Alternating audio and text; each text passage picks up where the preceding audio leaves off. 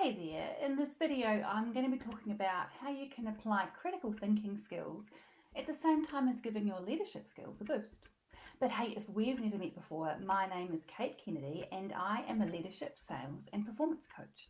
I work with adaptable leaders, ambitious teams and innovative organisations to help them raise the bar, consciously engineer success and create massive impact. So I'm knee deep in the moment working on some complex projects, and there's a lot of things to consider and outcomes to be achieved, all within some ambitious timeframes, just the way I like it. But it is tricky because there are multiple factors that are all influencing each other, which means that each time I start thinking about one issue, it leads to three others. So trying to solve one problem only uncovers more issues. You've probably seen this before when you've been in a meeting and a bunch of issues are being discussed without any clear-headed thinking. So the conversation goes round in circles. Eventually, you might land on a solution, but no one in the room is really certain it's the right one. What's more, you're probably all just tired of the discussion and want to move on to something else.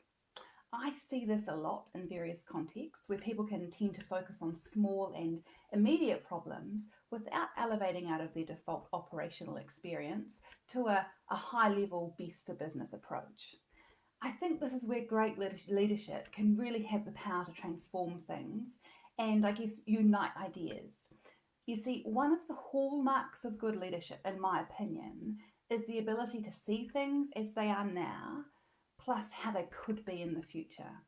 The bit in the middle is the gap. And actually, once you've refined that, it becomes your roadmap. So as a leader, I guess you have the power, or even more than that, you have the obligation to step up. Now, how do you do that? In these situations, it's clear that to get the best outcomes, a systematic approach needs to be applied. You could spend a bunch of time on dealing with individual issues in a very piecemeal approach, or step back and see the whole problem and diagnose the real issues. Step one, as I see it, is brainstorm. The first step to really get on the road is to get out your trusty whiteboard. I'm a big fan of them. If you're in a meeting with other people, ask them, what are they seeing? What are their problems? You may need to be careful to guide your team into asking questions here. Solutions aren't helpful at this point. For example, if you're in a sales environment, your question could be, why is our conversion rate trending downwards? It shouldn't be, if we were to add this step into our sales process, we'd fix our conversion rate. I think you get what I mean.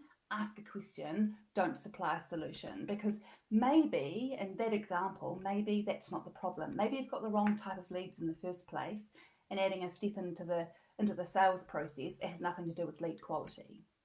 Anyway, what I'm saying is spend time in this place of diagnosis. I recall being in a meeting a while ago, and I think it was scheduled for about 2 hours, and we spent actually an hour just brainstorming. When you think all the ideas have petered out, as a leader, ask what else? 99% of the time, some more ideas will start coming again. Then you can ask what else again, and you can keep getting that last bit of tomato sauce out of the bottle. You may very well find yourself asking what else three or four times, and that's absolutely okay. Step two is chunk. From here, you need to chunk things down. If you're working on a business at a senior level, often that means that you're chunking them into main responsibilities of the business. So what I mean by that is people, operational, strategy, systems and tech, marketing, or commercial. Step three is diagnose. Now it's now that you can move into problem solving, not beforehand, because you've got a bunch of information to diagnose the issues properly, and you probably be able to see actually where they sit in terms of the organisation. Now's the time to really discuss and debate potential solutions and what the strategy could be, because you're playing with the whole chessboard. You may even see some themes or commonalities which you could establish a business-wide project or quarterly theme for the organisation.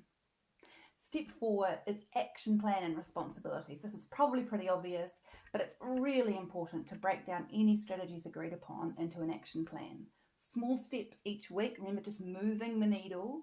It goes without saying that ensuring those responsibilities and the delivery of that action plan are really clear and the people that are delivering them really understand what the desired outcomes are. So let's run through that again. Number 1 is brainstorm. Number 2 is chunk. Number 3 is diagnose. And the final one, action plan and responsibilities.